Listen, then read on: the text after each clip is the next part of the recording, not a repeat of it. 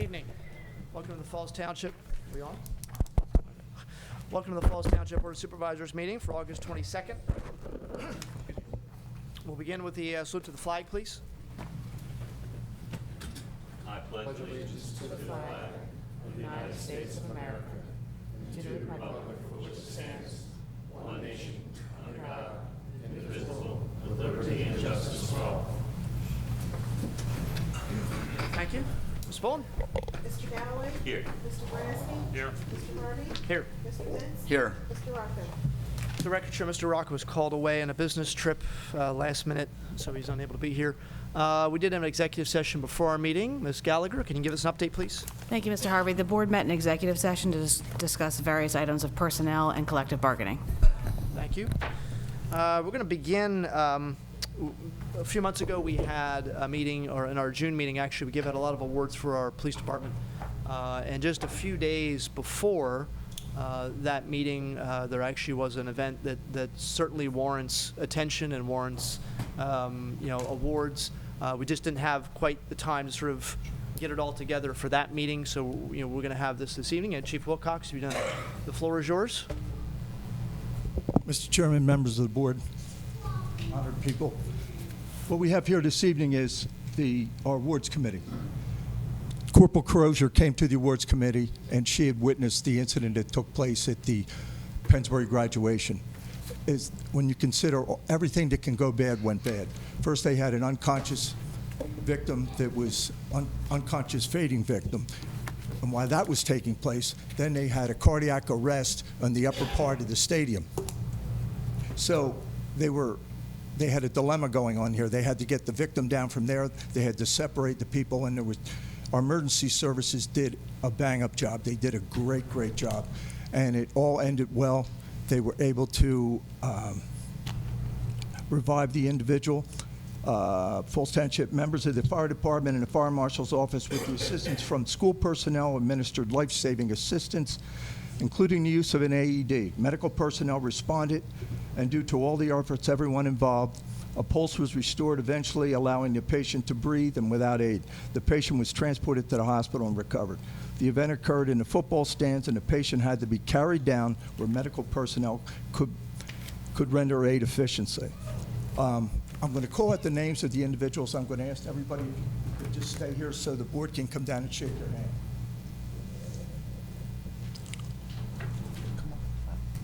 We're going to start with the Levittown Personal Rescue Squad, paramedic Mike Lowe and Joe Tomzak.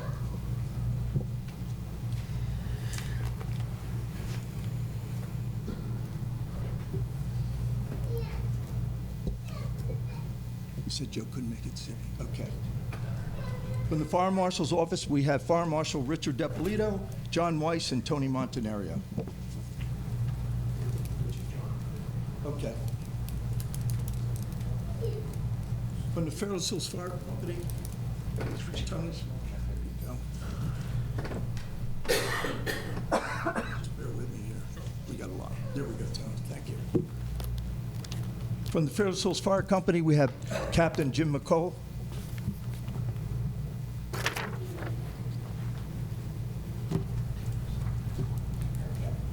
Congratulations. From the Falls Fire Company, we have Mike McClellan Jr.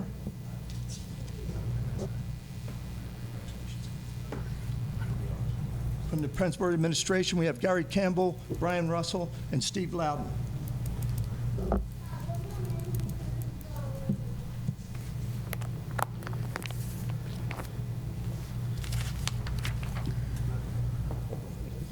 There you go.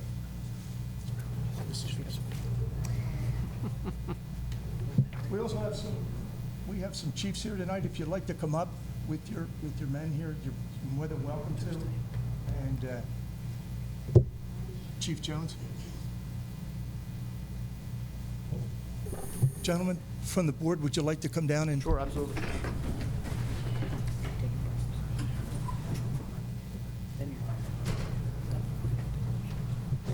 The entire police department, you're our backbone. You're there for us all the time, and when we need you, you're always there. I want to thank you from the bottom of my heart, from every member of the police department. Thank you, man.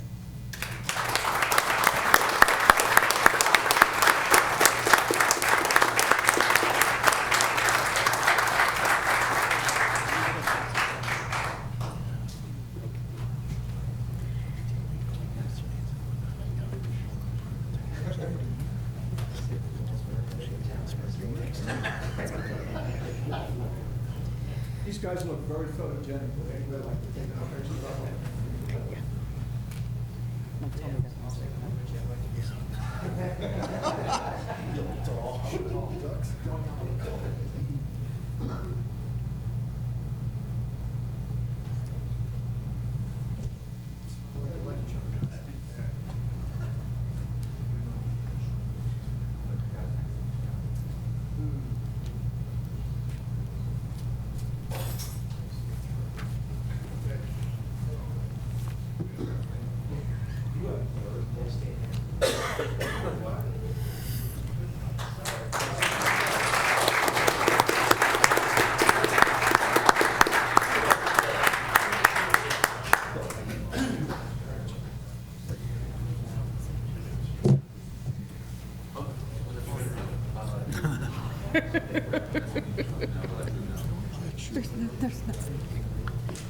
I'm just kidding.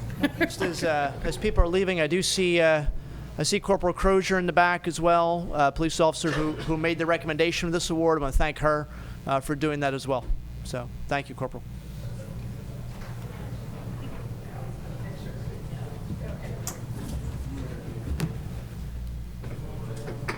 All right, so we do have police report later in the agenda, but which makes sense just to have the chief jump into that now. So, Mr. Chairman, thank you for letting me sneak in. I appreciate it. Chief, I don't know first- if that microphone's working. Let's make sure. Does this work? Yeah, that sounds Okay. better. Thank you. On August 18th, we just had a bike rodeo. We had a bike rodeo at Dick's Sporting Goods. Dick's went out of their way to furnish bicycles, helmets, food, everything. At that thing, we had Corporal Wolverton and Corporal Crozier. Mrs. Seiler was there, together with Officer Elmore and Monty, together with several of our officers. It was a major success. It worked out very good. And on behalf of the police department, I'd like to thank Dick's. They did a great job. The next thing I want to talk about is a very serious thing. Probably the most serious, one of the most dangerous things that police officers do are traffic stops. And last week, our lieutenant was issuing a citation along Route 13. Now, if anybody here doesn't know it, Route 13, without a doubt, is one of the most dangerous highways in Pennsylvania. Prior to putting up the Jersey barriers, we had the most accidents. We were number one in the state on 13, but it still is one of the most dangerous highways. And Lieutenant Whitney had parked parallel, and what you try to do is you try to give yourself some cover in walking up to the car that you see has an infraction. All together, all the time, keeping yourself safe. And on this particular day, Lieutenant Whitney was issuing a citation, and he was just sitting there, and there's all signage along the highway. Move over law meaning that when they see an emergency vehicle stop there, they're supposed to move to the left. Unfortunately, and then there was, I don't go on Facebook, but somebody had told me there was things on Facebook saying that Lieutenant Whitney shouldn't have parked that way. Lieutenant Whitney was parked absolutely the right way. He did it was textbook what he did. And we're lucky to still have Lieutenant Whitney with us, because just a few more inches, he would have been creamed. The car was totaled. It was a brand new car, but who cares about the car? Lieutenant Whitney's okay. But I just want to emphasize to anybody that's going to watch this broadcast, it's the most dangerous thing that we do. Please, please, please, please, be it when you're on the highway there, especially in the morning, if you see an officer stopped along the highway, pull to the extreme, depending on where they are. If they're in the middle, go to the right, so on and so forth. I just wanted to emphasize that today. That's the law. Yes. What do we have here? School starts this week. School starts next week. I want to advise everybody to slow down and be cognizant of the kids crossing, be cognizant of the crossing guards, the buses. If in fact you're running late for work and you're into a school zone, please, please, please, please slow down. It's the first week of school. The kids will be rambunctious. They'll be wanting to run out on the street, so on and so forth. So please be cognizant of that. I'm going to cut it just a little bit short because you have a major agenda here tonight. But that's the crux of what I wanted to. The main thing was the car stop, about being aware of the cars stopped on the highway. Thank you, gentlemen. I appreciate it. Okay. Any questions for the chief? No questions. Thank you, Chief. No, and Chief, just to piggyback off that, but we're doing details on Route 13 and Route 1, so you're going to see the cars. The cops will be there. Yes. So it's not like this was an incident. He happened to be doing a car stop. We're doing details. So In fact, Mr. people can be Boraski, aware they're going to see a cop car. I fielded a telephone call just this afternoon about there's a discrepancy. Somebody had received a citation going through a stop sign, and they alluded that we put the stop sign there, Yeah. Falls Township. I said, no, that's the state does that. Yeah. And that's all governed by the state. We don't govern that signage. People think And, we're writing the tickets to make money, and that's not the case. We don't No, lose not at money all. writing the tickets. It's a very dangerous highway there. Right. And I have a nobody stat here. yields. I have a stat here. Since 2014, there's been 415 accidents on our stretch of Route 13, and we've written over 2,900 citations, which is a lot. That's, 415 accidents is crazy. And Mr. But- Dentsis still doesn't slow people down, No. or they don't yield. Right. Right. But thank you very much, gentlemen, Thanks, for your Chief. cooperation Thank you, and your Chief. help. Appreciate it. Thank you. All right, public comment. We have some names on the list. Just a reminder, 5-minute maximum for people that are speaking. I'll do my best with the names. Chuck, is it Hiska? Just make sure you're speaking right into the microphone, please. I got a. Something that you can look at while I talk. Sure. Thank you.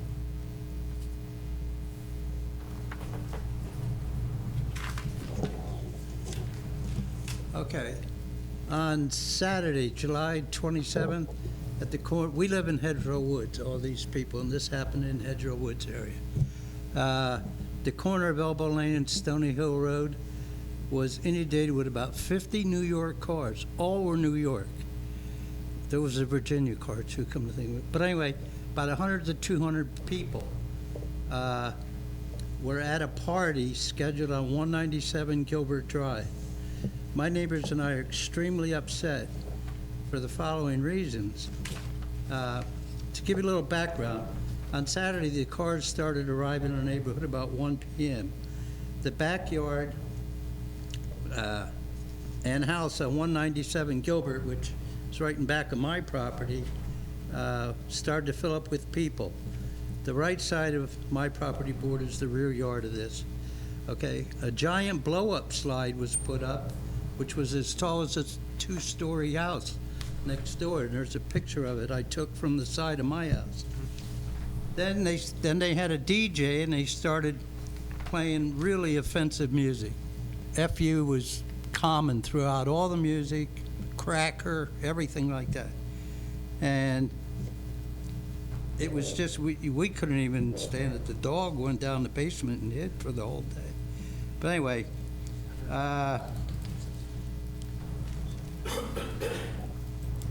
we called the police about the music. They came. The music was turned down for about 30 minutes. As soon as they left, music went back up, real loud again. Then I called the police in the afternoon a second time. The first time I didn't call. The second time I did. And I let the dispatcher know that, because I was walking in the backyard right up against their fence and all these people, and there's pictures of the people. The marijuana smoke was so strong, Sure. I thought my dog was going to get high. But anyway, the police arrived. They stayed out front. They didn't do nothing. The next thing I hear from the DJ is, all you weed smokers get in the house, stop smoking weed outside. The neighbors complained. And they did nothing. Now, if you look at the advertisement for this party, they're charging for a party that has liquor, so they're selling liquor. They also got firecrackers, or nutcrackers, whatever they're called. I think it's a nutcracker. That's an illegal drink in New York. That's what it is. They got a weed vendor. They're advertising they're bringing a weed vendor there. And they charge, Yeah, and they charge money for it. That's insane. Now, the following week, I'm only bringing this up as the same thing happened in Bustleton. Saw that. The same thing, 2 girls were shot. Same type of party. These people, this lady that rented this, she said she rented her yard to a couple for whatever reason. Who knows? But anyway, the one in Southampton, the lady was just being nice to a guy to have a little reunion there. And what happens is people post this on Instagram, and all of a sudden, but they're organized. They got a DJ, they got everything, you know? So anyway, we had to put up with this stuff for the whole afternoon till 9 o'clock at night.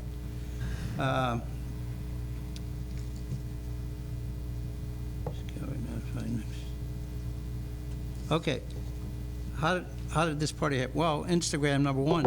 But according to the lady, she didn't know it was going to be a party. Well, 2 guys went and told the neighbor next door the night before, there's going to be a party here tomorrow. I had other neighbors tell me the next morning, there's going to be a party. Everybody knew about it. I didn't know about it. Maybe they get on Instagram. I don't.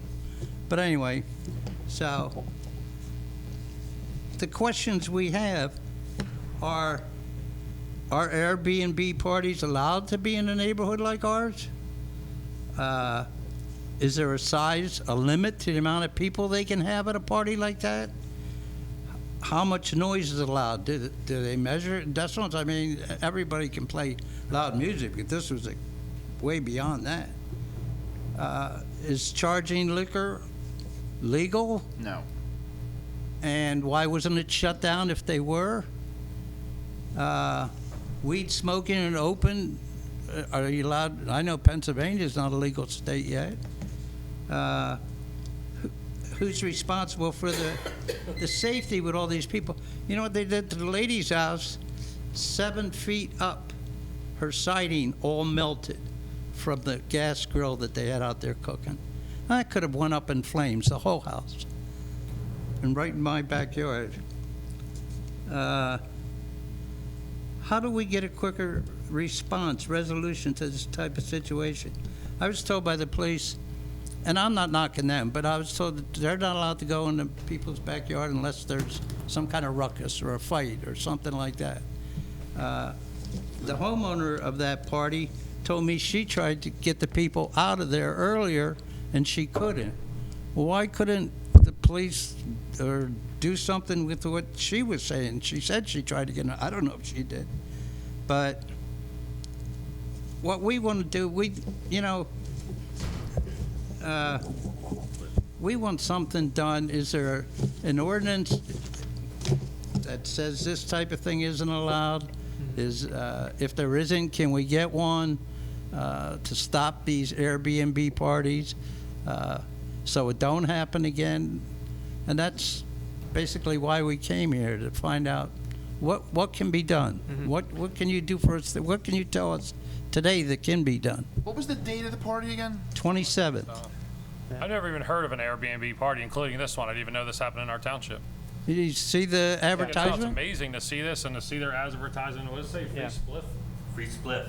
Can I see that again? It's amazing. Yeah. And even this party, I've never heard of that even happening. Yeah, I mean, Yeah. it is. I'll first off, obviously, it's awful that you had to deal with it. I mean, certainly, it's you have our sympathies. It is a problem that townships, including Imbucks, are having to deal with, because obviously we think of Airbnbs that people rent a place. Right. You don't necessarily think of it happening in Falls. I mean, because usually you think of it happening at the shore or somewhere, some kind of big vacation spot that people would rent an Airbnb, or somewhere in Italy or something like that. But it is starting to become things people are doing. In some ways, people are doing it because Sesame Place. People that don't want to go to a hotel, they take their kids to somewhere local, so they go to Sesame Place. Okay. But I think this is starting. People are finding, people like this who do parties like this are finding that this is, hey, this is what we can do. Here's the space, and I can't imagine what the inside of the house looks like, because I'm sure they didn't care about the inside of the house. No. But I know that we have actually been talking for several weeks with our attorney, Ms. Gallagher. I'm going to ask her to give a little bit of a summary at options that we have in terms of what our codes say right now and how we can change those codes to prevent prevent, obviously, this, definitely, but also to regulate Airbnbs, because right now, there's no requirement that we be told if you were going to rent out your house to a family that wanted to go to a Sesame Place. Yeah. You don't have to tell us that. That's a little bit concerning to me, because how do I know that your smoke detectors work? How do I know that you have, if you're renting it to somebody else, hotels and motels have to have fire inspections. So that's one of my concerns, is that if I'm going to be renting a house from somebody, how do I know it's safe? So that's something that's one of the things that I've been asking questions about. But Ms. Gallagher, I'll let you go ahead and talk about this. Certainly, Mr. Harvey. As we've discussed over the last 30 to 60 days, the law in Pennsylvania was largely unsettled with regard to Airbnbs until about 2 or 3 months ago. The Pennsylvania Supreme Court did finally weigh in. So we do now have some guidance from the Pennsylvania Supreme Court, which does allow us to regulate that type of use from a zoning perspective. So we are working with Township staff right now to develop an ordinance that would deal with this type of use. The other aspect of this is what Mr. Harvey had mentioned, and one of the things that we're continuing to review is potentially implementing something with regard to a rental licensing scheme that would affect all rentals in the township and would require things like inspections in order to be able to rent out a property. All that being said, Airbnb is a little bit tricky for townships because the address of properties that are listed on Airbnb is not given to the renter until just before the rental. So it is a little bit, so we do, the township is going to rely on, being made aware of things prior to, obviously, we have the flyers here, but to a certain extent, we're operating a little bit in the dark, so we're trying to figure out the best way to deal with it, and that's just kind of, we're just still reviewing it. Yeah, it's a And I'm sure that these kind of people, these groups, this Demon 3, Low, whatever they're called, you can find them on Google too. But I'm sure they're going to find ways to still get into communities to do, they're pretty sharp, they're smart, but I'd like to see something that can be done right away. As soon as the first phone call, hey, we got a big party, somebody come over and basically shut it down. Yeah, in terms of, That's what I. Yeah, we were kind of, I'd heard about this issue, and we've been talking because it fit into this discussion we're having. I didn't know about the charging for alcohol. I'm not sure how that figures into the law and what we're able to do. The township really doesn't, over the selling of alcohol, that really falls under the jurisdiction of the Liquor Control Board, which certainly we can be in contact with. But to Mr. Harvey's point, we weren't necessarily aware of everything that was occurring there before it did. So with the township police obviously have jurisdiction over illegal activity. And from a zoning perspective, if we know that there's an issue, then the Township Code Department can go out either before or after to prevent it or to stop it once it's happening. Right. Yeah. Some of the other things, like we don't have, there's a noise ordinance in the township, but it really regulates how early you can start. Right, it's hours. It's not really decibels. Right. And so that obviously is something that we can't really deal with. I want to talk to the chief at some point to talk about what the law, and Ms. Gallagher to talk about what the law says about. Obviously, if you're smelling marijuana and you see a lot of people, it is private property, so there's that restriction. And our police can't just sort of go on unless they really feel like someone's in danger, there's some kind of, they can see a crime being committed or there's suspicion of that. This is obviously something we know you hope it never happens again. We don't want it to happen again either, on your street or anybody else's street or behind you or anywhere else. So it's one of these things that sometimes people are just ahead of where the laws are because of how, and so we're doing our best to try and make sure this doesn't happen again. And I apologize that it happened at all. Yeah, and I was going to say the same thing. I apologize it happened because it sounds like, our hands might have been tied a little bit. It's the first time I'm hearing of it. But our hands were tied to police department, our emergency services, and unfortunately you had to live through it and your neighbors had to live through it. So Yeah. it's really unfortunate. All right. Thank you. Okay, thank you, Mr. Iska.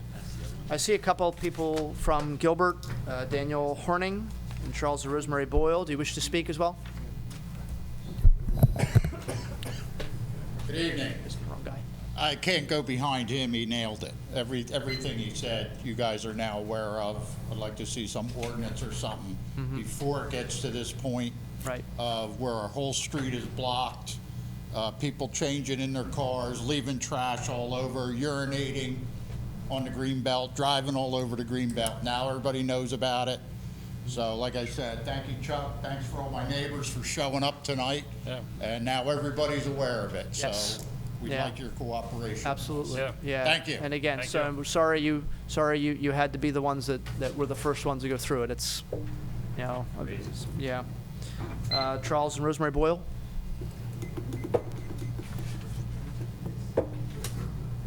Good evening, gentlemen. My name is Rosemary Boyle. We were an eyewitness to it because all of the cars were parked along basically Gilbert Drive. We live on Gilbert Drive. And when the party, whatever it was over, it was like a demolition derby. I can tell you that cars were gone all over the place, going on the island between Stony Hill and Gilbert Drive. It was a miracle that no one got in an accident. There were U-turns on Stony Hill Road. It was awful. It was absolutely awful. My husband and I sat and watched people urinate across the street, public urination. We watched all of this. We saw people walking down the street with bathing suits, changing into cars, and already, I believe the other gentleman said that. And I sure hope that something can be done about this. It really was an awful situation. Thank God nothing happened. I did talk to two of the gentlemen from the party. I have to say they were very respectful. And I did tell them, look, if you're going to have something like this is a residential area. It should never, ever happen here. You know, you want to have a party, you go rent a place, someplace, not here. Right. You know, you don't carry liquor down the street, you don't smoke marijuana or whatever else, cocaine, whatever they were doing. They were doing everything. I mean, it was absolutely obscene. Yeah, Is the I'm only sure. word I could say. I'm sure. And as a prior educator, I've dealt with a lot of different things, and this was amazing. I never saw anything like this before. So I can't hope believe that something- flyer. I hope something can be done because it shouldn't happen Yeah. in any neighborhood. Well, yeah, well, agreed. Any yeah. neighborhood. As I said, we're going to do something. We're going to do everything the law allows us to do. Thank you very So- much. Okay. Bob Langdon? Okay, thank you. All right. Okay, Steve Miller.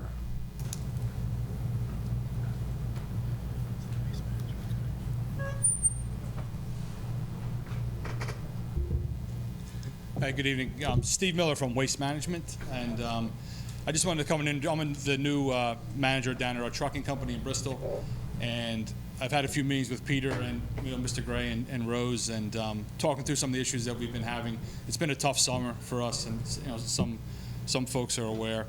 And I said to Peter, I'd like to come out and introduce myself to the board. I try to go to all the township meetings we deal with, Bristol Township, Middletown, Ivyland, Yard. There's a bunch, so I try to go to the township meetings, just introduce myself and be available if people have questions, and let them know we're here. And if I can't make it myself, I'll have one of the other managers come. And so that's kind of just what I want to do tonight. I didn't really have an agenda or anything. I just wanted to do that and see if anybody had any questions or anything I can do or things like that. So. All right. Well, I know. I know when I left to come here, my trash still wasn't collected yet. Okay. So that's been the biggest problem. And it really, in the time I've been here, on this board for 15 years, really the last, I'd say probably 3 years has been really the most problematic. I mean, I don't remember ever having as many complaints. I don't know, Mr. Gray, you probably echoed that too. Yes. Really, it's just been recently, last couple of years. It was never an issue in terms of stuff getting collected. Obviously, you get, bad weather or something. That's a different story. But it does seem to be more regular than it used to. That people just don't get trash collected at all. For they miss a day, and that obviously it adds up, and nobody wants it on their staying out in the street, and especially when it was hot out. So I don't know if that's equipment issues, personnel issues, logistic issues, what the issue is with that. Right, it's a little bit of all those things. It's one of the reasons why I'm here. I've been with Waste Management for 27 years, but I have just came down here this year. So I came from. We have a place out in western Montgomery County, in Gilbertsville, if you know that area up there. And then I was over in Telford, in kind of upper Bucks County, up towards Telford and Souderton. So one of the reasons I came down here was to help get some of these things under control. So, when I met with Mr. Gray, we talked about, we've added a couple new managers. We've hired 12 new drivers that we didn't have. So there's things that are coming in place to help with that. And really the communication was a big piece. Mr. Gray and I talked about, when there are issues, like, you know, I'm very realistic, but I know as long as there's human beings driving trucks and trucks are mechanical and you know, things are going to happen, but we need to respond better. And I think that's one thing that we weren't doing, and I want to make sure we start doing that. And that's one reason why I'm here, and I want to be, you know, in front of everybody. Okay. And I know tonight we did have a problem in Nottingham. Yes. Is that where you live at? Yeah. So George, our route manager, he was emailing Rose tonight saying, hey, at like 5:15, that truck actually broke down, and we didn't have anybody. We were working on getting somebody to switch them out, but kind of that time of night, most of the trucks are in. So that will be tomorrow morning. If it's not done when you get home, it definitely will be tomorrow morning. But I know that's been happening too often. And again, that's another reason why I'm down at this site to help get that stuff squared away. So, Okay. you know, I'm available, cell phone, it's basically 24/7, but anything, no, that's just how it goes. So, but in order for us to get back to where we were a couple years ago, we need to do certain things, and you know, adding some personnel, adding some trucks, a couple different. We've had some manager turnover a few years back that we've kind of corrected. So, I was kind of last piece of that coming in to help try to get things fixed. So, you know, and Peter and Rose have all my contact information if you guys need an email and things. And I did talk to Mr. Gray about mailing a flyer out. Like some of our municipalities, we do a nice, and I brought some. Can I show you guys? Sure, show them with absolutely. You guys? So, Yeah. just your website does have a lot of great information on it. This is kind of something we do for some brother. I think this one actually is for Bristol, I believe. Something we would send out with a lot of pertinent information with phone numbers, email, what to do, how to recycle. How to recycle is becoming a huge issue with plastic bags and things like that. So a lot of information is on these things. And this is not the one we would send out. We would customize it for you guys, for your township. But we will, I'm going to start getting that together, and I'll send it to Mr. Gray for approval to make sure that pertinent information is on it. We'll mail one of these out to everybody.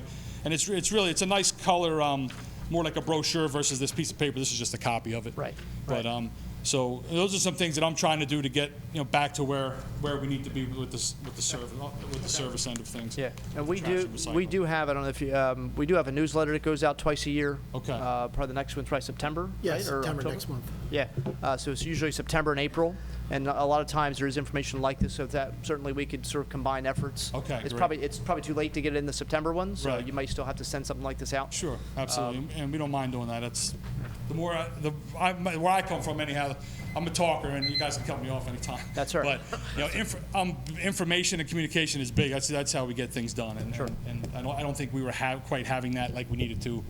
So Okay. that's what I want to do. Okay. Can you comment on what the staff difference is between 3 years ago and now?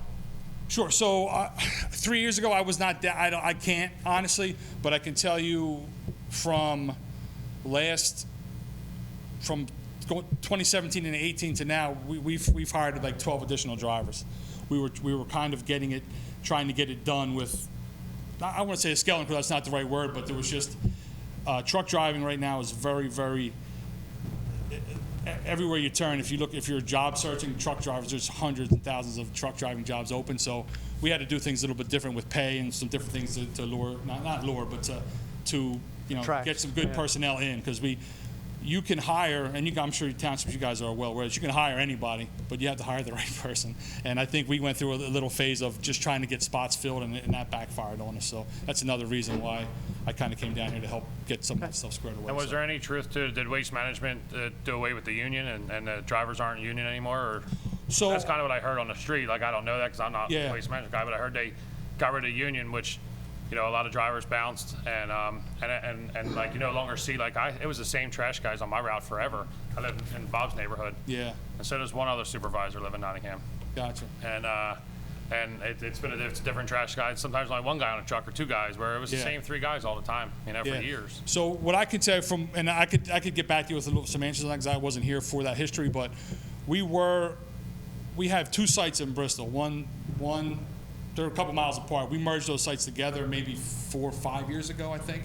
And one of those sites was union for a while, but they decertified before we made that move.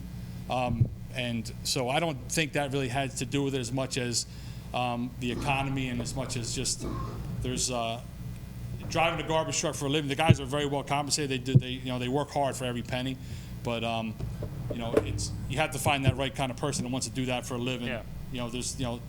there's a lot of money to be made on long-haul trucking, things like that, but you're not home every night. Here, you're home every night, and so we had to adjust our pay a little bit to make sure we were, and our benefits, we're obviously a huge, a national company, so the benefit package is very good, but it was, the pay, things that we had to work on, so the union thing, I can't say if that helped or hurt, but right now, we are a non-union company, to answer your question.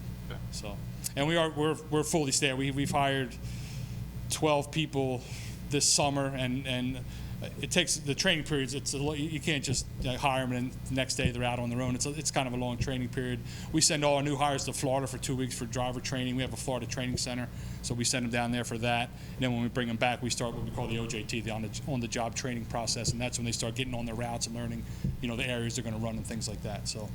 I'm very confident to stand in front of everybody and tell you that we're coming out of the issues that we're talking about. We're coming out of that for sure, and it's not going to be perfect, obviously, but we're going to respond better than we have when there are hiccups, and we'll stay out in front of it. And I'll be up here in front of you guys again, whether it's like, hey, nice job, or hey, what happened last month, whatever that is. I'll stand up here to have those conversations because we need to get it fixed. That's my job, is to get it fixed. So. Okay. One last question: do you? Are you only managing the trash trucks going out, or what about the trash that's coming in from out of state and those trucks that are leaving? So for me, I cut you off. I'm sorry, were you done? I was answering your question. I didn't know if you were done. I cut you off. I apologize. So my job, I am the district manager of the trucking company. So I do everything when, from the driver showing up to work till he goes home, all the trucking, all the maintenance, everything to do with trucking. I don't do anything on the back end with like what we call post-collection, landfill recycling. Okay. We take our trucks to different places to dispose, but I don't have any, So those big tractors and trailers that are coming in and out from New York, that has nothing to do with they're not anything to do with me, but if you have questions or concerns about anything like that, I can definitely get you hooked up with the right folks. It's just that the chief spoke before the meeting about the stop signs, and they're probably some of the worst offenders of that. They just right on and off Tyrant Road and Route 1 as fast as they can. Yeah. They blow every stop sign, them trucks coming out of the landfill. I can, you're coming off of Tyburn and up there. Yeah, I live right there. I can definitely get word out to the folks up at the landfill about that. Yeah, that'd be great, thanks. Those folks don't necessarily work for us, but they are, customers of us coming in, and we need to, if we can help in any way to corral that, we definitely will, for sure. Thank you. No. Mr. Gallo, any more questions for Mr. No Miller? questions. No? Okay. All right, Mr. Miller, thank you very much. Appreciate it. Yep. And Mr. Gray, I know they did update their phone number, new phone number. We have that posted. We have that posted on our website. Yes, we do. And our channel. Yes. Okay. All right. Good. Thank you. Guido Mariani.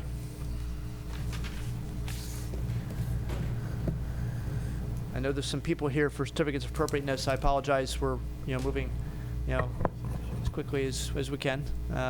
We do have the public comment. People are entitled to their time.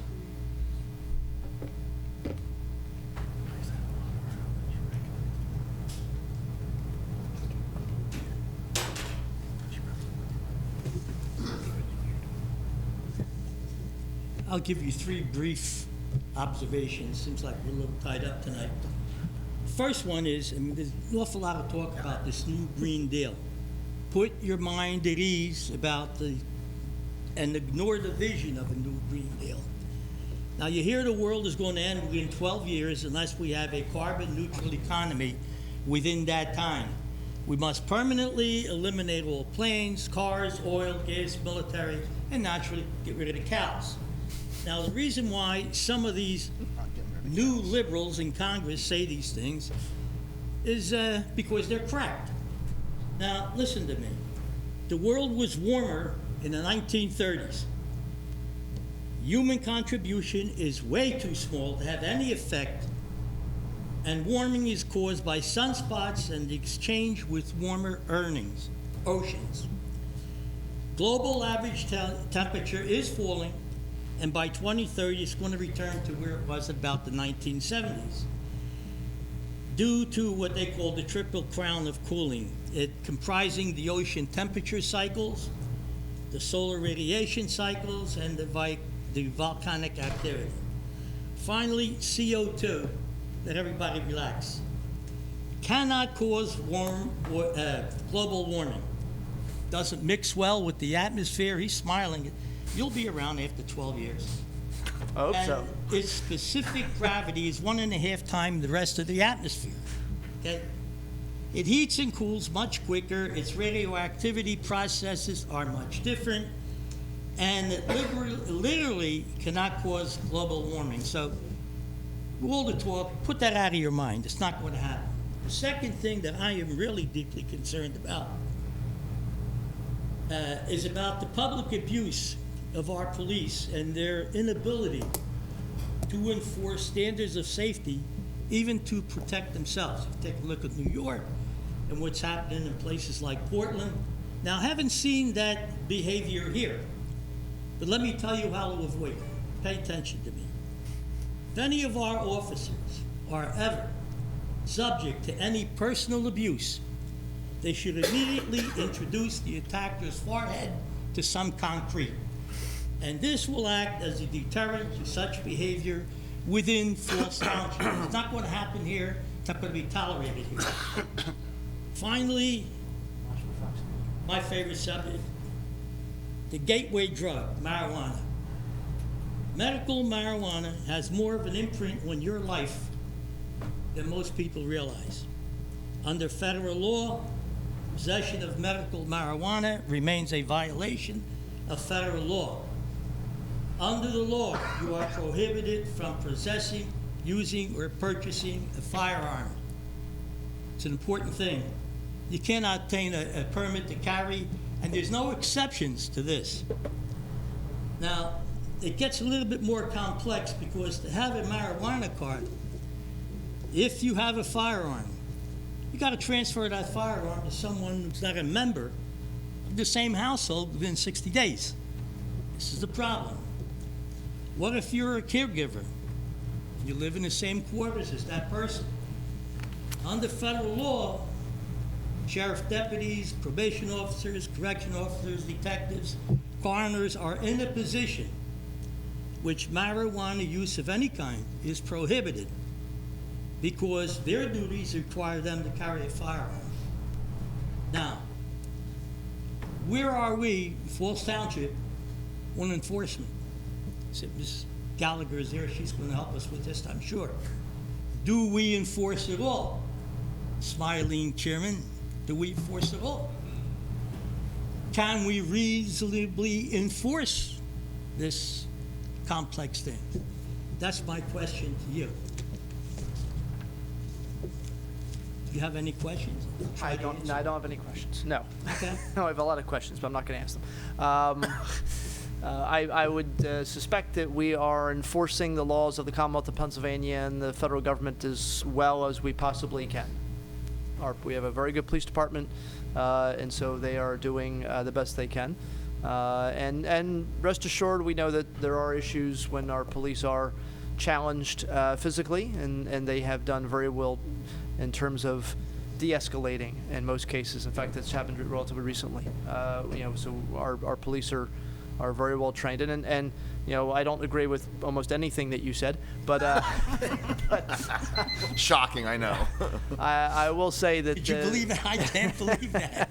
It's only been 15 years. It's great to see you back there, Mr. Mariani. It's been a while. Yeah. So, but I will say that certainly there for all the things you see on the news about police involved in some kind of issue with someone challenging them. Every single day there are police officers all over the country that handle it perfectly Not and here, save lives. But I think the way I would handle it is the way to go. Well, New York's you're smiling okay. again? All right. Thank you, Mr. Mariani. Good seeing you, Mr. Mariani. Seeing you. Thank you. Tony Batiste.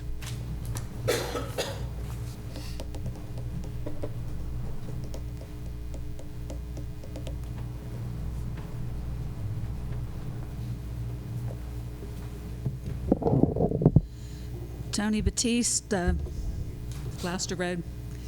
Near the end of last month's meeting, the board brought up and voted on an item that was not on the agenda, and the public was not offered the opportunity to comment, so I would like to take that opportunity now.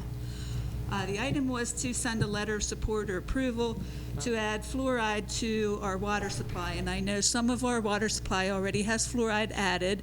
However, getting in touch with the municipality utility that covers that is like next to impossible. And I think they're having enough legal struggles as it is right now. anyhow, the fluoride is a toxic chemical, and it is a byproduct of fertilizer. That's what's added to our water, that kind of fluoride, which means basically you're adding something that was waste. And my guess is that a lot of companies at one point figured out that, hey, we could sell this, and maybe it does actually prevent cavities, but we could sell this waste product and make some money. Many dentists do agree that fluoride does help reduce cavities. However, it can also discolor teeth. You can make brown spots and white spots on your teeth, and some of those are permanent. Fluoride does actually occur naturally in some areas, and I think there is some natural in ours, but now we're also adding to it. And many dentists are now offering fluoride treatments, but again, that's an option for you to have that treatment. Once you put it in our water, it's not an option anymore. Many European countries have actually banned adding fluoride to the water supplies. And if you look back through history, sometimes when the European countries ban something, there's a good reason for it. And unfortunately, we kind of lag behind that. But anyhow, even the toothpaste tubes tell you don't swallow it. Well, try doing that with a 3- and 4-year-old kid. Don't swallow it. You know they're going to. So what is it? If they're saying don't swallow it, you're putting it in the water. We have to swallow it if we're drinking water. So I'm just asking if you guys could actually reconsider and possibly rescind that notice and give the people an option to not have it in their water. If you want fluoride, you can get fluoride treatments, and you can get fluoride tablets, and you can get toothpaste. The people in that has Falls fluoride. Township, they're served by 3 different companies. Pardon? Falls Township residents are served by 3 different companies: Lower Bucks Joint, TOFA, Right. and American Water. Right, and it's the American one that you guys were sending the letter to. And Marsville. And this Right. was only the American Water, people served by American Water, not your water or my. I know, I'm just already asking in if there. We have you the don't. fluoride I've been on trying fluoride. to get Lower Bucks to even I just want to be discuss clear, the because they're subject. making like we did this for, it was. No, Okay. it was just for the American, and I understand that, but I'm just saying, people really should have a choice of whether it's in their water or not. And on one other note, and has Elcon taken any action against the township yet? No. They filed nothing since then. Yeah. Okay, thank you. All right. Okay. All right, we're going to move on to certificate of appropriateness. We have several of them this evening. 127 Yardley Avenue. This is for re-siding the house with hardy plank siding. This is, let's see.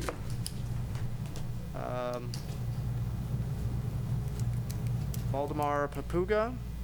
Right, if I did that right, sorry. Okay. All right, this has been looked at by the harbor board. Comments or questions from board members? Nope. No. No? Okay. All right, is there a motion to approve the certificate of appropriateness? So moved. Second. All in favor? Aye. Okay, thank you. 65 Old Locust. This is for a hot tub in the rear yard. This was also reviewed by the harbor board. This is a property that's had a lot of really, really nice work on it over the past few years. Comments or questions? No. Concerns? No? Nope. Okay, is there a motion to approve the certificate of appropriateness? So moved. Second. All in favor? Aye. Okay. 81 Main Street. This is for a redstone pad in the rear yard. A.N. Trammell.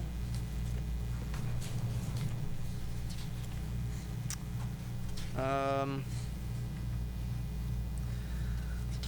only concern I had, Mr. Jones, and I don't know if the dimensions are here for how big.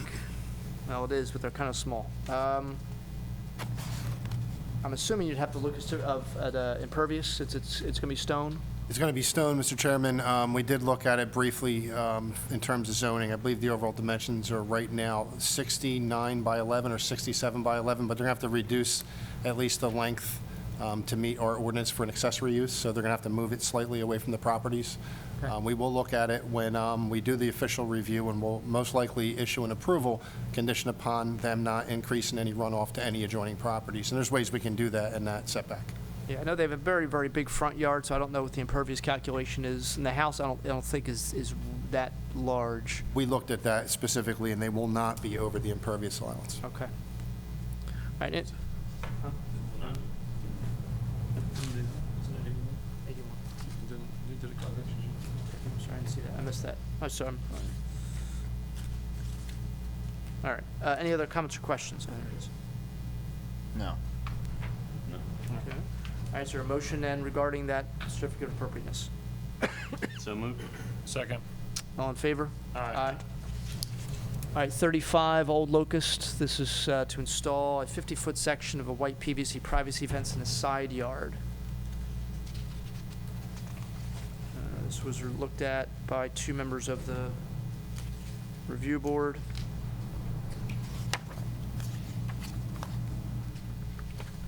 Section. And I guess Mr. Jones, is Mr. Jones? All right. Just as we're looking at the property, what, as we're looking at the property, is this fencing going on the left-hand side? Or, I'm sorry, would you mind? Going on the left-hand side, right next to the 100 Yardley Avenue yard, Okay. left of the garage. Yeah. All right. Comments or questions? No. No. Do you know if both board members approve? Yeah, I didn't check. We signed it, but I don't know what that means. Okay.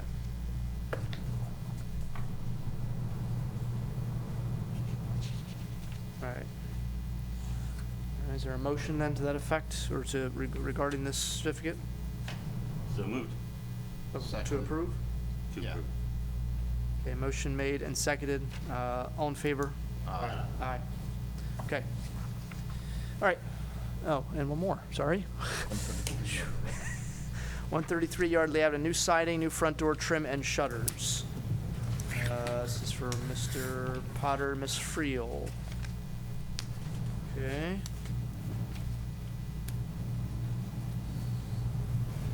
And siding, Cedar texture. is it? Shared wood. Okay. See? Others. All right. Yeah, I'm guessing, okay, it's not, doesn't say hardy plank, but I'm assuming it's basically. Composite, yeah, looks Yeah, like yeah, it's a composite. Right, right, okay, okay. All right, comments or questions? No. No. Is there a motion to approve? Seconded. All in favor? Aye. Aye? Okay, thank you very much. Appreciate your patience.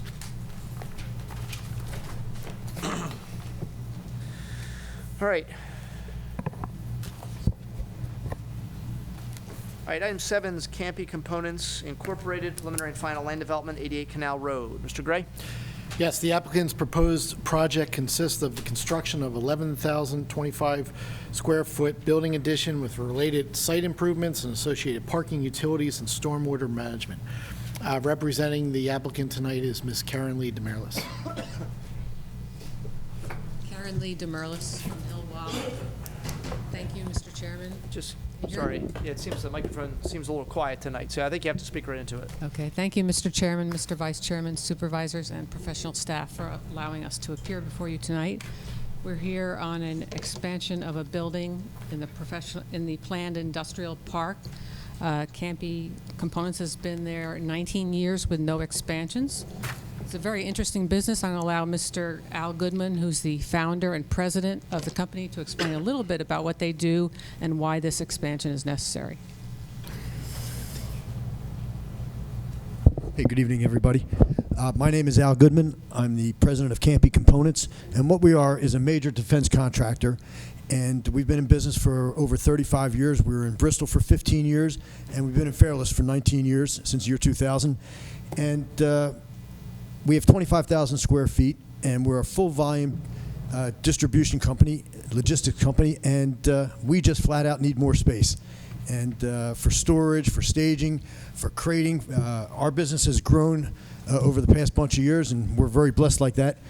And we just flat out need more space. And the alternative to building onto the existing structure would be to move out of the township, and we prefer not to do that. A lot of my people live in the area. We're very comfortable here, and we'd like to get your blessings on the expansion.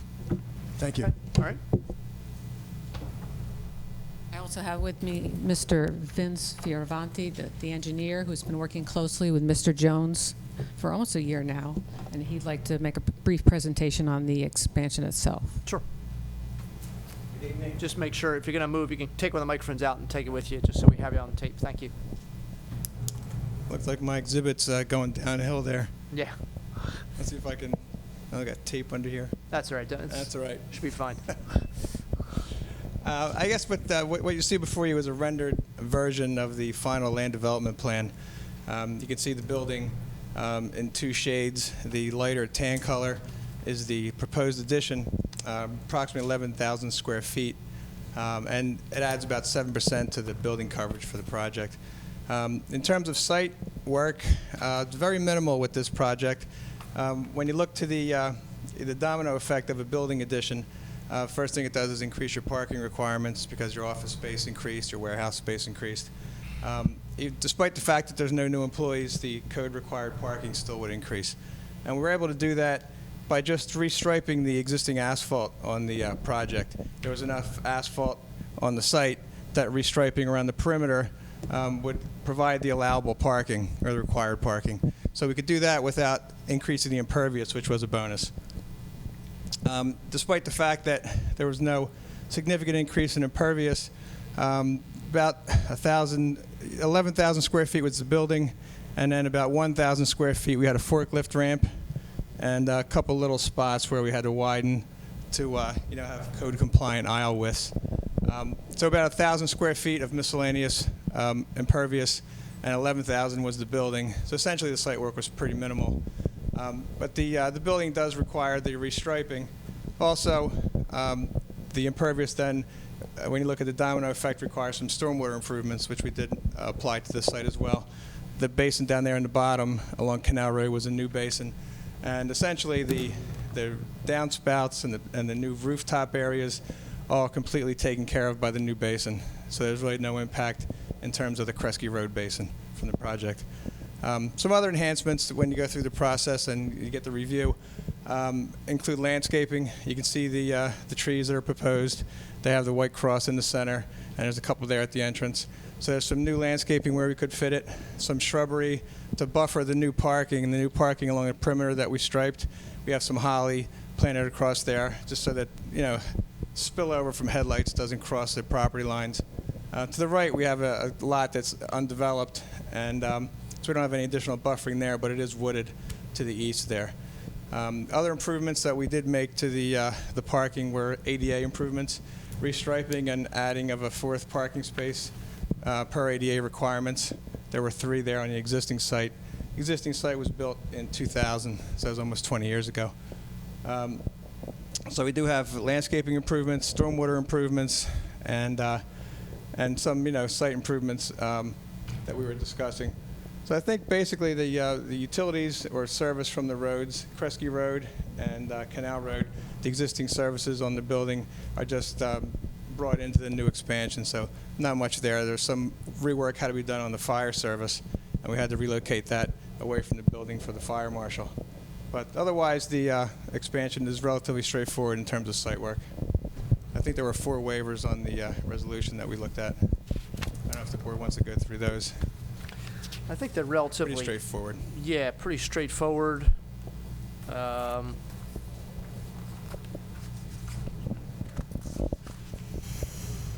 the preliminary and final.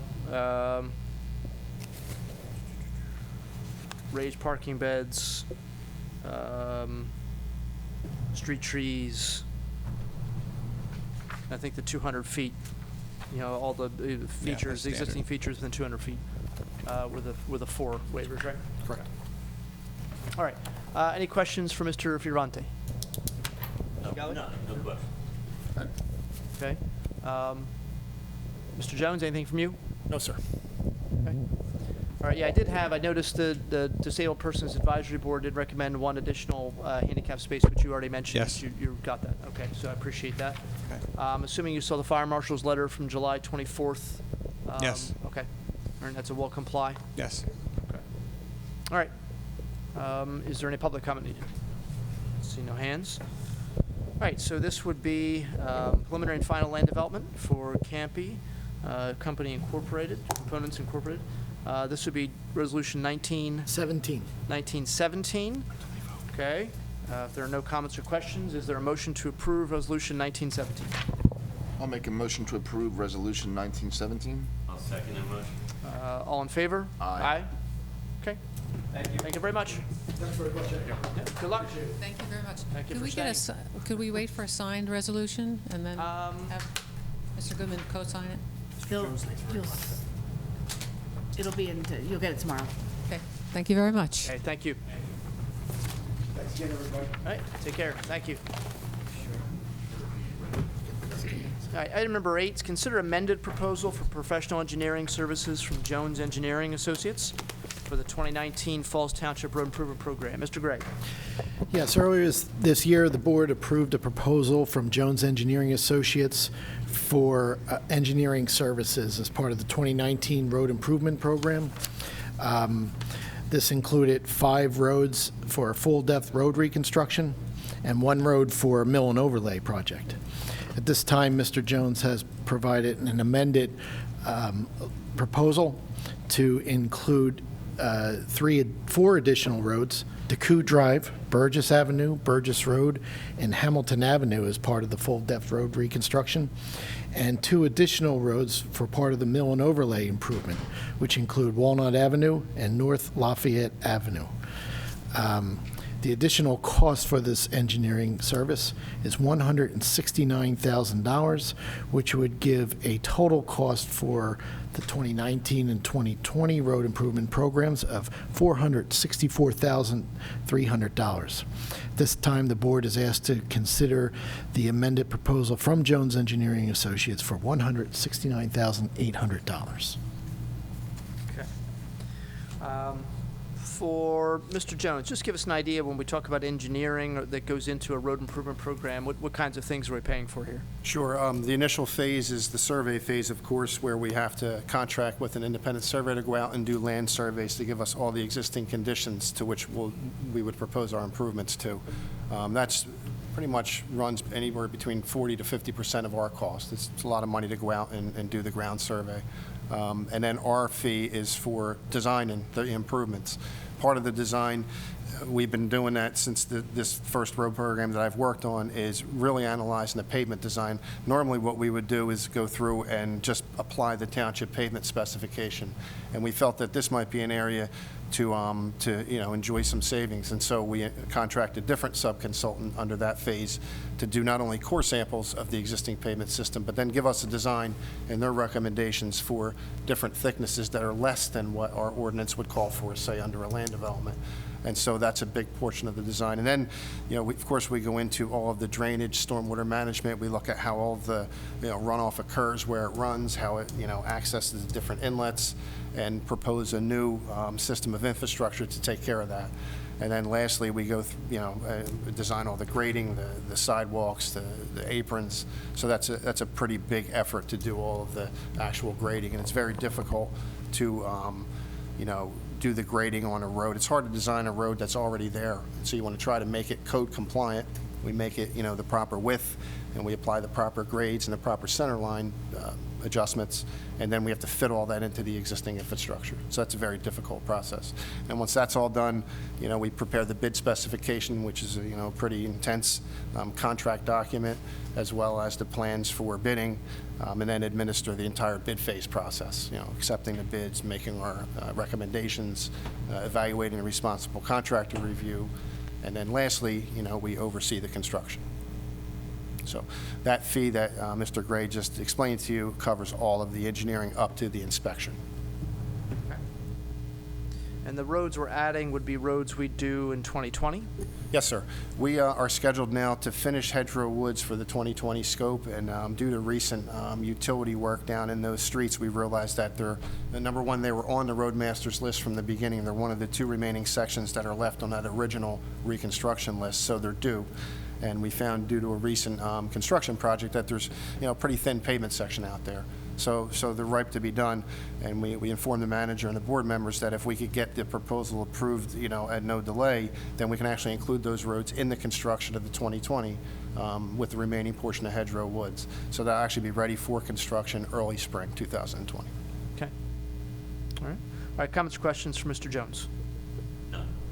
No, thank you. That was nice, to understand that. questions. Okay. Any public comment? See no hands. All right, so we'll be looking at, in addition, or I should say, proposal for professional services, $169,800 for additional work for 7 roads for the 2020 road program. And the other advantage to getting the road program engineering part done sooner is that you can start construction sooner next year, and hopefully have that work done more quickly. So is there a motion to approve the $169,800 for Jones Engineering? So moved. Second. Mrs. Pullen? Mr. Galloway? Yes. Mr. Boraski? Yes. Mr. Harvey? Yes. Mr. Vince? Yes. Okay, item 9, consider purchase of pavilion kit for the Pinewood Pool. Mr. Gray? Yes, Brian Andrews, Director from the Park and Rec Department, has secured 3 quotes for the purchase of a 20 by 28 pavilion that would be installed at the Pinewood Pool by the Public Works staff. The 3 quotes include RCP Shelters for $13,625, Horizon Structures for $13,636, and American Landscape Structures, $15,721. Mr. Andrews is recommending the purchase of the pavilion kit from RCP Shelters for $13,625. In addition, this has been included in the 2019 Falls Township budget. The board is asked to consider this, and Mr. Andrews is here for any questions you may have. Okay. Evening, everyone. Evening. Yeah, as Mr. Gray mentioned, this was an approved expenditure, for a capital improvement down at the pool. And a reason behind it is, we have one existing pavilion down there, and we have a dead area on the opposite side. If you're familiar, as you walk into the pool on the other side there, we thought that'd be a great area to add a pavilion for more shade. And obviously, like when our camp's there on a Friday, we take that over, and some of our other programs, we do rent those pavilions during the day now. We make some revenue there. We can double the revenue by adding a pavilion and plus add some extra seating. So it's a great spot for it. It's a dead area over there, and I think, the members would be very appreciative of it. And I was talking to Mr. Lawson and Mr. Jones about it, doing the project, and I think our comfortable our guys can do it, and we can keep the costs down by doing that. We did go out and get some quotes for a concrete pad. We just had some differences on quotes there. It got a little expensive, so that's why we scaled back. We were hoping to get this earlier in the year. But the goal is for 2020 at this point, because I think it's like an 8 to 12 week lead time if we approve it. So Okay. we'd like to have it in place, ready to roll next year. Sure. All right. Comments or questions for Mr. Andrews? No. I was just kind of curious if did the companies offer installation or? They do. The company that that I'm recommending, we did get a quote for that. The installation's probably even more than the kit itself. So we were trying to. But imagine the instruction sheets. It was, yeah. I went. Yeah, it's. And Mr. Law, they feel very confident our guys can pull it off. So, I'm going with his recommendation there. No, it was probably more than what the cost of the pavilion. Yeah, I'm sure. Obviously, cost, to keep the costs down, budget-wise. Plus, we had some other costs that came up this year. We had to do some work in the baby pool, the top pool, some retiling, and that came up unexpected, as a lot of things at the pool do. So, to keep us, the budget lower, I think this is a great option to go. I appreciate that. Thank you. Yeah. What did we budget for this? Do we remember what was in the budget? I think it's high. It was high. I think we had budgeted in installation too, so we're way under there. I think it was around 30, Possibly. It might have been, because I think I was adding in the cost of the installation, approximate everything cost. So I think we're going to come in way under by doing it this way. All right. Yeah. Okay, any more comments or questions? No. Public comment? Hands? Okay, is there a recommendation then, or a motion to approve the purchase of the pavilion kit from RCP Shelters for $13,625? So moved. Second? Mrs. Pullen? Mr. Galloway? Yes. Mr. Bransky? Yes. Mr. Harvey? Yes. Mr. Dents? Yes. Okay. And thank you first off for that, Mr. Andrews, but I also wanted you to stay there because Mr. Gray told us something earlier before the meeting to give us a little Yes. little note, which I thought was very informative, and I think you should be there when he says this. We were notified that the Pinewood Pool was the only pool in Bucks County with no violations after a recent Board of Health inspection earlier this week. The only pool in the county? Correct? Yes, that's correct. That's pretty good. That's what he told our assistant manager, so I'm going with that. pretty good. A lot of credit goes to the public works staff. They're down there every day getting that pool ready. Obviously, our pool staff. It's a team effort. They work very hard at it. So those guys deserve most of the credit for it. But it's great that our residents know they're swimming in a very safe and efficient, ready-to-use pool. So That's great, and obviously this is a testament to your leadership as well, and public works certainly too. Yeah. But it's great. The only pool in Bucks County to go without a violation. So thank you. thank you. Have a good night. Two. All right, consider resolution for the sale of surplus township vehicles. Mr. Gray. Yes, a resolution has been prepared for board consideration for the sale of surplus vehicles. Township currently has 16 vehicles on this list at this time. There are 9 Ford Crown Victorias, 1 Chevy Impala, a Taurus, actually, I apologize, 2 Impalas, 2 Expeditions, and 1 Ford F-250. The mileage on these vehicles range from anywhere between 86,000 and 138,000, and the vehicles range in years from 1998 models all the way up to 2011. The board is asked to consider a resolution to approve this auction. Okay. So I'm driving a 19-year-old F-150 that has 107,000 miles. So for those that are at home thinking, well, why are they auctioning off a vehicle that only has 90,000 miles and it's, only, 12 years old? Almost all of these, if not all of them, are police vehicles. And so the mileage that you're hearing is not really true mileage because the car's idle a lot as the officers are on patrol, as they're, doing things like traffic stops, that their car isn't off. So the mileage is obviously just indicative of when the car's moving. But the cars have a lot more wear and tear on them because of the engines are constantly running. Even when they're not actually moving, they're constantly running. So you can't just go by the mileage when you think about that. So, and some of these are just have had some serious problems. So they're being. Yeah, they're all Fords. Yeah. There's a Chevy. It's a joke. There's 2 Chevys. There's 2 Chevys. Shot at Mr. Paraski. Me too. All right, so is there a motion then to approve the listing of these vehicles, or that's a resolution, sorry. So this is 19-18, which would be listing vehicles of the township for auction. Is there a motion to approve 19-18? So moved. Seconded. All in favor? Aye. Okay. All right, item 11 is consider an AFSCME bargaining agreement for January 1st, 2018 through December 31st, 2021. AFSCME is American Federation of State, County, Municipal Employees. The township has 3 different major unions it works with. AFSCME is many of the staff, or most of the staff in the Code and Finance Fire Marshal's office, and some on the police side as well. So I'll let Mr. Gray talk about this. Yes, thank you, Mr. Chairman. This is a 4-year contract, as mentioned, between January 1st, 2018 through December 31st, 2020. One of the highlights of this is a 3.5% increase each year for each employee. This has been negotiated and approved by the AFSCME bargaining unit, and at this time, the board's asked to consider approval. Okay. Comments or questions from board members? No. Nope. No? It's a good agreement that's going to save us a lot of money with healthcare. We're going to save a lot of money on healthcare, yes. So if there's no motion, comments, or questions from the public, see no hands, is there a motion to ratify the agreement with the AFSCME Local 1598? Yes, I'll make the motion. Second. Motion made and seconded, all in favor? Aye. Aye. All right, minutes for July 16th. Comments, questions, suggestions, corrections?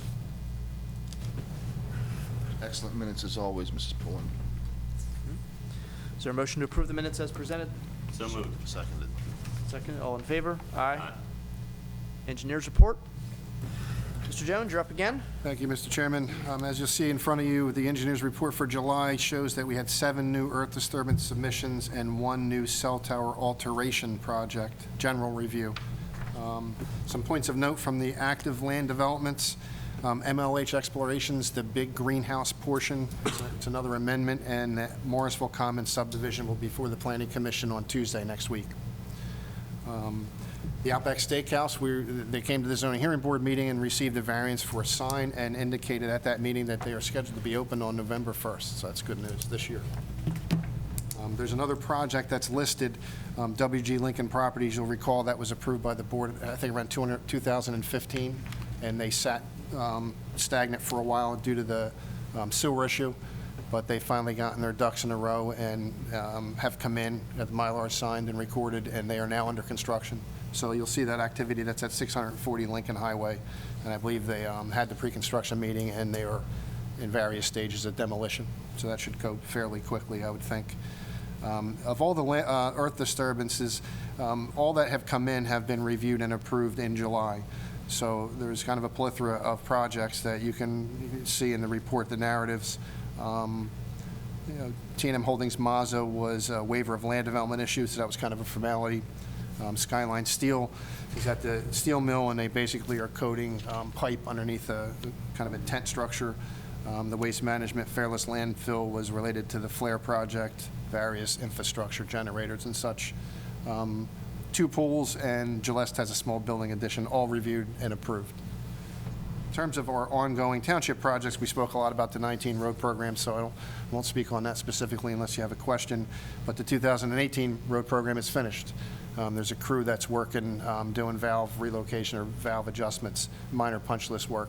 We acknowledge that we've had an issue with the grass. Again, we have the proper seed specified, so rest assured that we're going to revisit this with vigor in September during the growing season, and we will do whatever we have to do to have an adequate and good stand of grass on all properties by the end of this growing season. Okay. Comments or questions from Mr. Jones? Mr. Galloway? No question. Mr. Boraski? No questions. Mr. Dents? I do not have any questions. The only thing, I did notice this a couple months ago, and I forgot to mention it, and I saw it in the report. So in the Township Park, a couple issues that you had Yes. highlighted. One was sort of the bridge going over from Phase 1 to Phase 2. There's some issues there with the blacktop. Yes, sir. And, excuse me, there's always been, as long as I know, a drainage problem on the Phase 1, right kind of near the access road, the first parking lot. It's always been like ponding there. What do you see as, I know there's been some work, I see some kind of a trench dug, and obviously Yes. it's the beginning of something? Yes, sir, finally. And I know that you've been asking us to look at that for quite a while, I think even when it was T&M Associates. But we surveyed the area, we identified the low point, and we spoke with the Public Works Director and got some more intelligence on what's happening. And we're proposing an inlet at the low point. This isn't going to, be a perfect scenario. There might be some ponding temporary, but we're going to drain it into the existing pipes that are there that run back into that, I believe it's Martin's Creek. So we've identified it, we've developed a plan, we've conferred with the Public Works Director on that plan. We feel it's a good solution, and it's starting construction. So it should be taken care of within a month. Okay, all right, thank you. Yes. All right, is there a motion then to approve the engineer's report, if there's no other questions? So moved. All in favor? Aye. Aye. Okay, bill list. Bills this month, the amount of $2,229,538.17. So $2.2 million. Of that $2.2 million, $1.7 million is made up of salary, benefits, insurance, new, excuse me, $47,000 for new software for the finance department, $416,000 for the road program, and about $23,000 in fuel.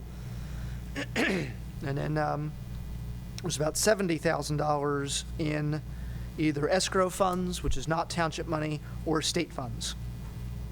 And so we're looking at almost 1.8 million of the 2.2 is, thank you, 1.8 of the 2.2 just in a matter of just a handful of items.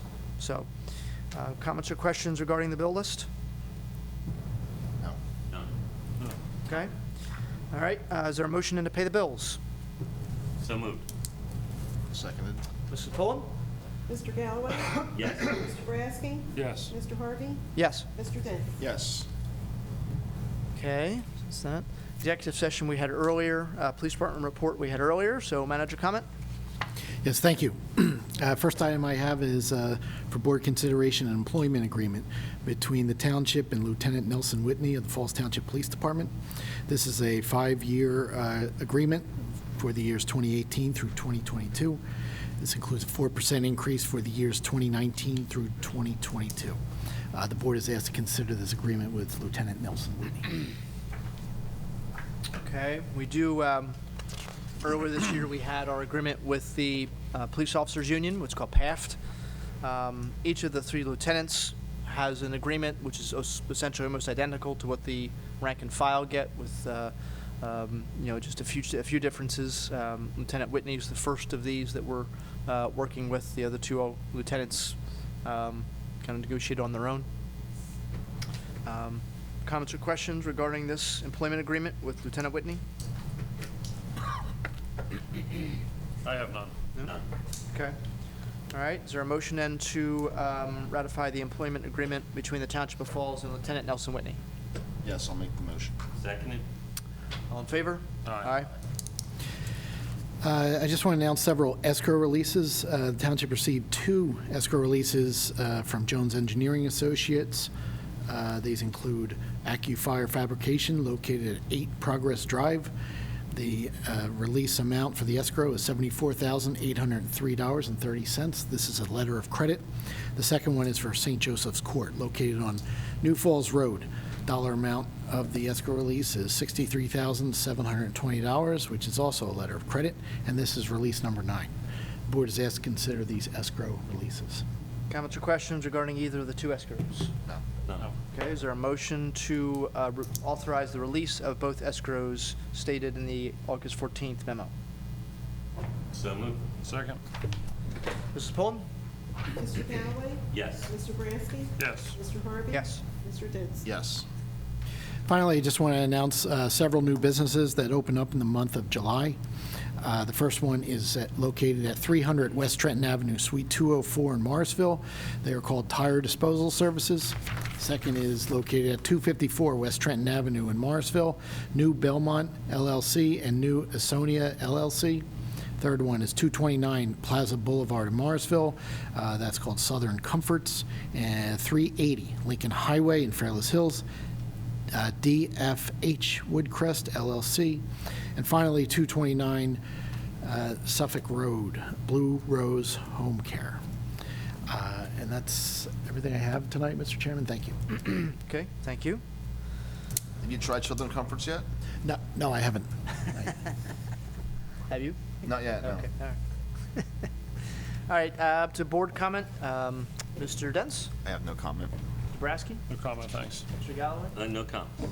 I just will mention we had something put in our packet here. I think Mr. Gray just forgot to mention it. Bucks County does a household hazardous waste collection multiple times throughout the year in different locations all over the county. The next one is Saturday, right? Saturday? Yes. Yeah, Saturday at the Tech School on Worcester Road, across the street from Comwegen. And what are the hours? There should be hours somewhere. 9 a.m. to 3 p.m. No electronics. Things that you can bring Well, things you can't bring, I guess, or let me say, there's a long list of things you can bring, just put it that way. Pesticides, flammables, caustics, fire extinguisher, toxins, batteries, lead acid batteries, propane tanks, all those kinds of things.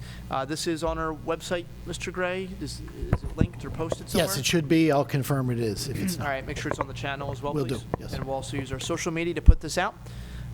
You cannot bring electronics, latex paint, appliances of any kind, no asbestos, explosives and ammunition. Yeah, they don't like that. Gas cylinders. You don't bring household batteries, alkaline batteries, medical waste, prescription drugs. You don't need to bring non-hazardous waste. Obviously, this is not just a, don't bring, your tax returns from 4 years ago. We don't need, it doesn't need that. Anything with PCBs, anything with Freon, propane tanks bigger than 16 ounces, smoke detectors, radioactive waste. Okay, if you have any of that lying around, try not to bring that. Tires or anything unidentified. If you don't know what it is, they don't want it. Okay, so, obviously something available to you. I want to thank everybody for their work on tonight's agenda, and I'll entertain a motion to adjourn. Second. All in favor? All right. Thank you.